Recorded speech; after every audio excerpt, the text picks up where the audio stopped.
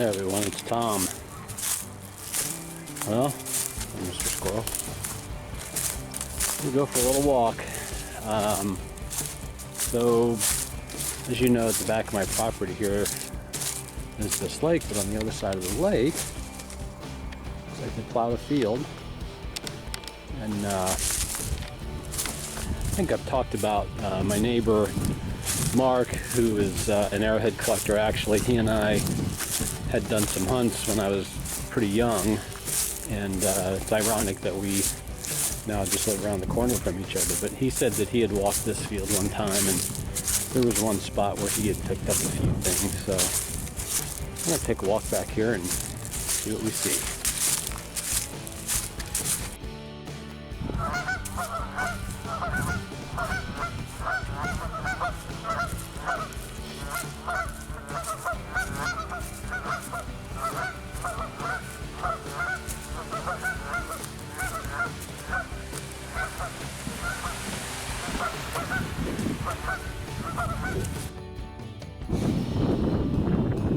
Okay, well, been out here about 20 minutes.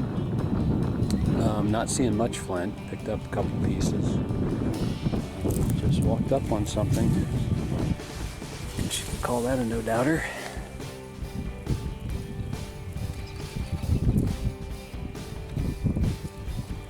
Nice Dina point.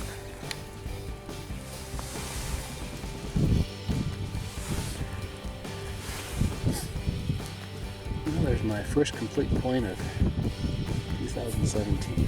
That's a good feeling.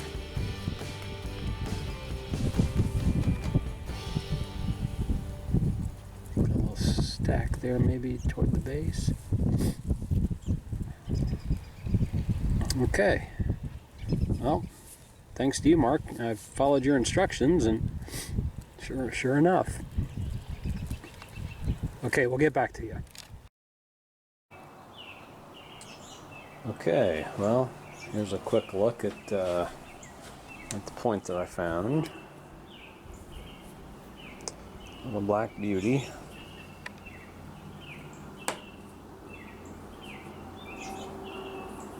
Some nice edge work there.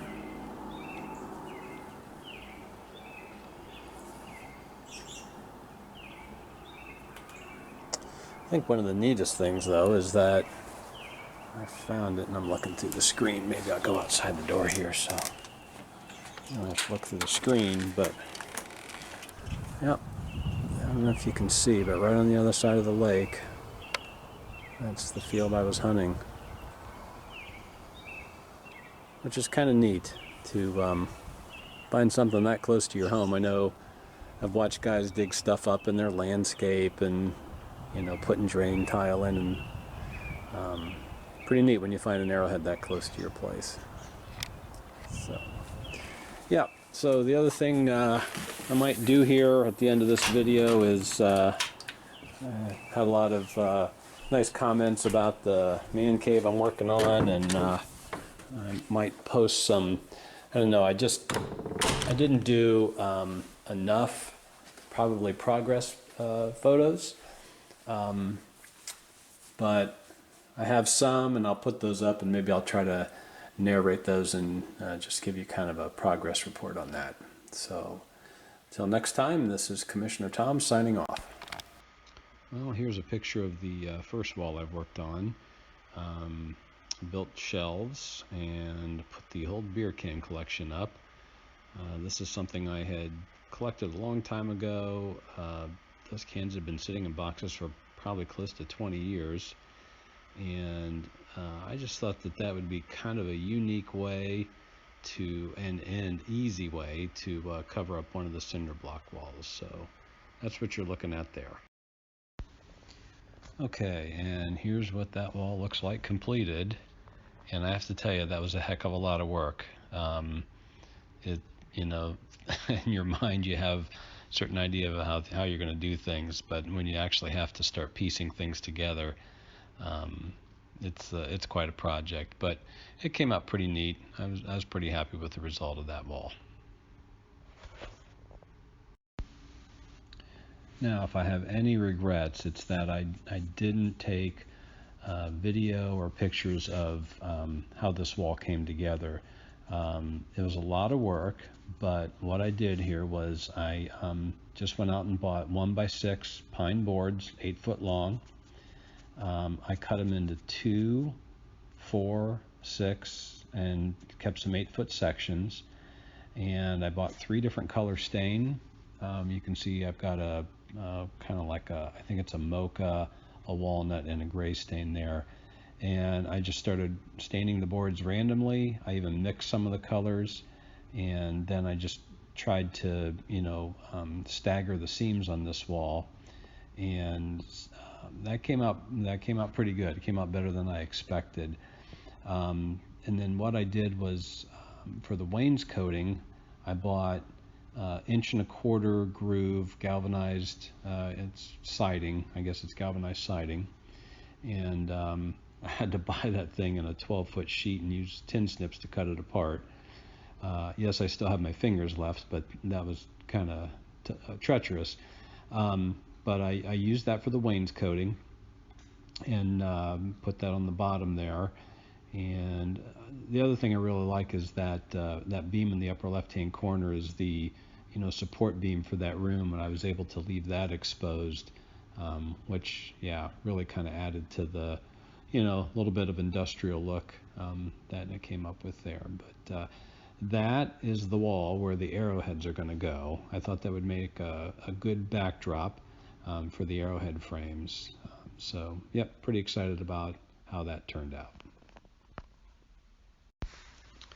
Okay, and if you remember, this third wall was actually just a plain stud wall, and I like the galvanized metal so much that I just I bought 8-foot sheets of this is 2.5-inch galvanized metal, and you can see there that I installed a television on the wall, because every man cave needs a television. Built a little floating shelf there for the speakers, and yes, that TV was too small, and so we got a man cave size TV, and pretty set there. But yeah, like how the galvanized metal wall looks. Wasn't too difficult to put that together. Just went up with kind of like a roofing metal roofing screw, and it was pretty easy to do. So yep, that's the third wall. Okay, well, if you remember the video I put up on March 20th, I showed this 7-foot wide opening and mentioned that I was going to frame a wall here. And so this is a picture that I snapped as I was putting that wall up. I had to do this before I could complete that fourth wall, because I wanted to continue it all the way to the door opening. The other thing you'll see in this picture on the right there is, for any of you that are getting excited about making a galvanized wall in your man cave, I did do 1x3 furring strips horizontal across the vertical studs, and that made the galvanized wall covering go up a lot easier and create some stability behind it there. So yep, this was the next step in the process. Okay, so once I got my door framed in, I put up the furring strips on the wall there and just kind of lined that up with the stud wall. And yes, you're looking at shiplap.